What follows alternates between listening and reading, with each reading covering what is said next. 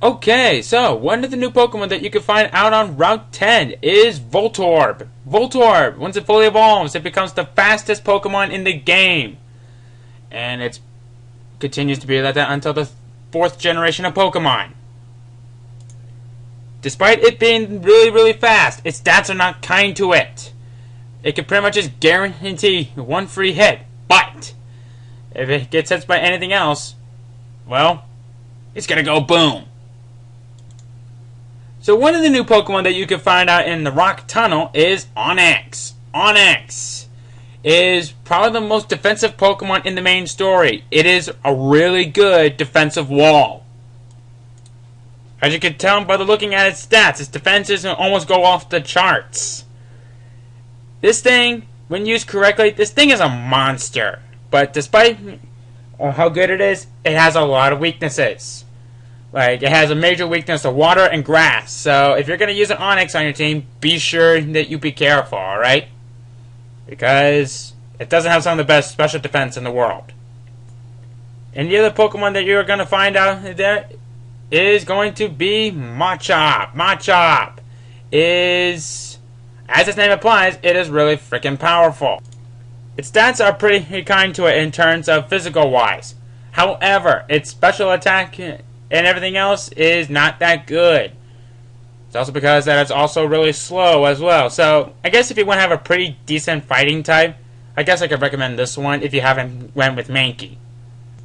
While we were briefly on Route 8, there are 2 new Pokemon that you can find out here. One of them is Vulpix. Vulpix is one of the weirdest fire types ever. It was really good in the original games, but after the 2nd generation, it got nerfed like crazy. While it used to be a really great special attacker, in this game, it's a good special defender, which is very unusual despite it being a fire type. Most fire types are supposed to be more especially offensive, special defensive. When it evolves into Ninetales by Firestone, it becomes a more special defensive Pokemon, like Vulpix. Excuse me, kind of hiccup right there. The only main purpose of me ever recommending Ninetales at all is that the use of it's good at being a special defender. I don't really recommend it at all, but I guess I could recommend it if you want a really good special defender. However, the other Pokemon that you can find out here that I actually do recommend is Growlithe. Like Vulpix, it evolves into its final evolution by Firestone. This thing is actually a really decent special attacker. If you want to have a really decent special attacker, I guess I could recommend this one pretty well.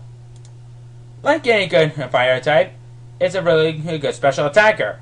But on top of that, it's also a really good attacker. And they both have the same stats, so it's kind of a double-edged sword. So, I guess if you want to have a really good Pokemon that's good in terms of both attack and special attack-wise, Growlithe's a good choice. Despite it being called a legendary Pokemon, Arcanine, which is Growlithe's final evolution, gets even better. In fact, since it was so good, and with a really great stat-wise, which is right here, it was almost detected to be one of the main legendaries for the 1st generation. But since there were 2 birds and 1 dog, it seems a little redundant, so they scrapped it with another bird. But yeah, with stats like that, great Pokemon. So, if you want to have a really good special attacker, and who also gets better in terms of physical attack-wise, Arcanine can be a great Pokemon to choose from.